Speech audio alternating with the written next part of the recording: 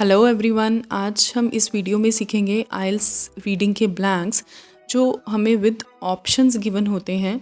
तो ऑप्शंस में भी हमें ये देखना पड़ेगा कि ग्रामर के अकॉर्डिंग कौन कौन से वर्ड्स फिट कर रहे हैं, फिर अपने पैराग्राफ में से मैच करके हम उसे श्योर कर सकते हैं। कई ब्लैंक्स तो ऐसे हैं जो आपको सिर्फ ग्रामर पढ़ के ही कि ब्लैंक के पहले क्या आ रहा है और ब्लैंक के बाद में क्या है गिवन है, उसको पढ़ के ही आपको क्लैरिटी हो जाती है कि हाँ यही ऑप्शन इसमें फिट रहेगा। तो आइए स्टार्ट करते हैं। देखिए सबसे फर्स्ट है हमारे पास, it is must for an dash to be dash. अब हमारे पास देखिए सबसे पहले एन लगा हुआ है ब्लैंक के पहले और बाद में टू लगा हुआ है, तो एन। अब मेरे पास देखिए कितने ऑप्शंस हैं एन के साथ आगे यूजुअली वॉवल्स जाते हैं। तो ए ऑप्शन है एवरीवन, देन इज़ एक्सचेंजिंग है पर आईएनजी आ गया तो ये नहीं चलेगा। देन उसके बाद आप देखिए आपके पास एफ है ऑप्ट, फिर है हमारे पास जी ऑप्शन इंडिविजुअल, देन उसके बाद इजी है, फिर अफोर्ड है जे, फिर उसके बाद मेरे पास है एम है इम्प्रूव, फिर एन है एजुकेटेड। फाइन, सो इतने ऑप्शंस हैं मेरे पास। अब इसमें हम देखते हैं मेरे पास कौन सा ऑप्शन जाएगा। जी भी है मेरे पास इंडिविजुअल। अब देखो इट इज़ मस्ट फॉर, ये किसके लिए ज़रूरी है? For an individual to be, क्या होना।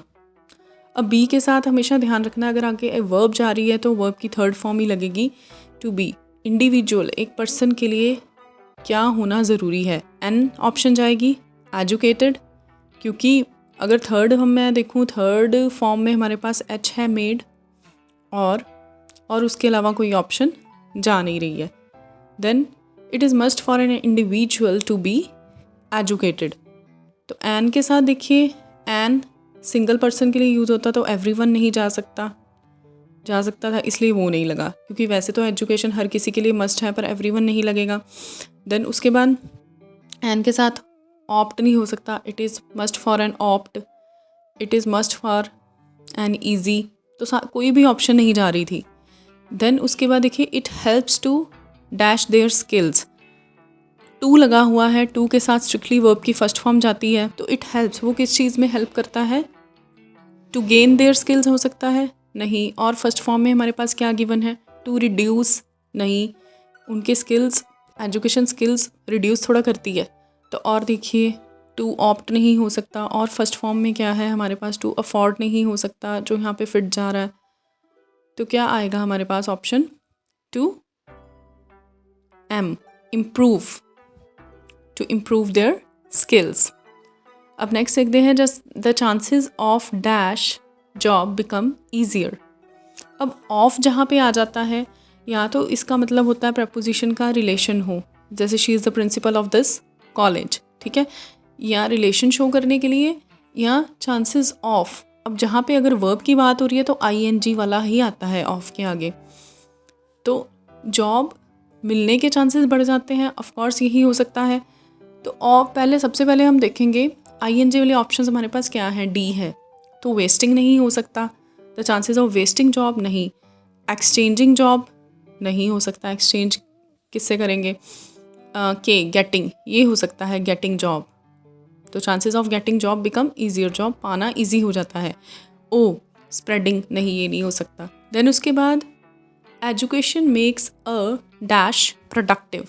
अब अ लगा हुआ है, राइट, सो अ के साथ कोई सिंगल पर्सन की ही बात होगी, तो अ के लिए देखिए सिंगल कहाँ कहाँ लगा हुआ है? इंडिविजुअल है, वो वैसे भी एक तो यूज़ हो चुका है ऑप्शन, प्लस उसके साथ एन आएगा, तो अ के साथ कौन सा ऑप्शन हमारे पास बच गया? एल पर्सन, और कोई ऑप्शन इसमें नहीं जा रहा है। Education makes a person productive, education person को प्रोडक्टिव बनाती है।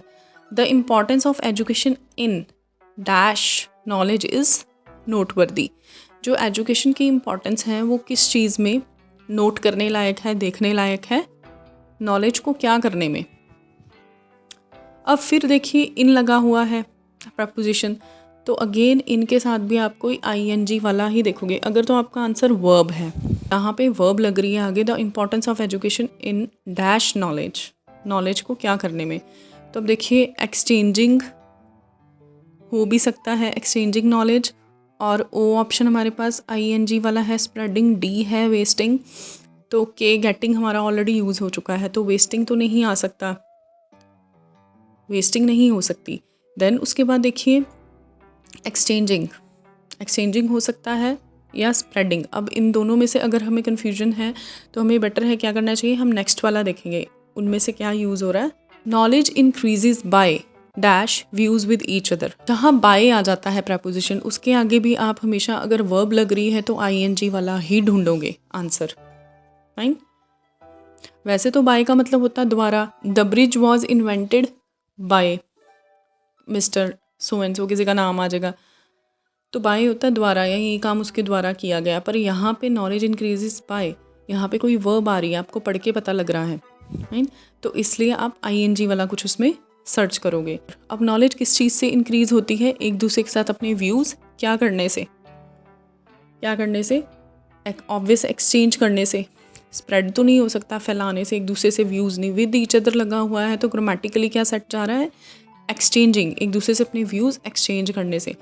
तो प्रीवियस वाले में क्या आ जाएगा, the importance of knowledge is the importance of education in spreading knowledge, knowledge को स्प्रेड करना, फैलाना, तो वो नोट करने लायक है। इन अर्लियर डेज, पहले दिनों में क्या आता था, only rich people could dash it, सिर्फ अमीर लोग ही इसे एजुकेशन को क्या कर सकते थे। अब कुड लगा हुआ है, कुड के साथ वर्ब की फर्स्ट फॉर्म जाएगी, चाहे पास्ट की बात हो रही है तो कुड के साथ हमेशा फर्स्ट फॉर्म लगती है। कुड गेन इट, एजुकेशन ले सकते थे, देखिए could opt it, could afford, fine, ये जा रहा है फर्स्ट फॉर्म में, तो कुड अफोर्ड इट, उसे अफोर्ड कर सकते थे। But nowadays, but आजकल it has become dash and cheap to dash it, पर आजकल के दिनों में एजुकेशन चीप हो गई है, और क्या हो गई है, इट हैज़ बिकम क्या हो गई है, चीप के साथ और क्या जाएगा, it has become easy, I option जाएगा, और तो कोई नहीं जा रहा है। टफ़ नहीं हो सकता,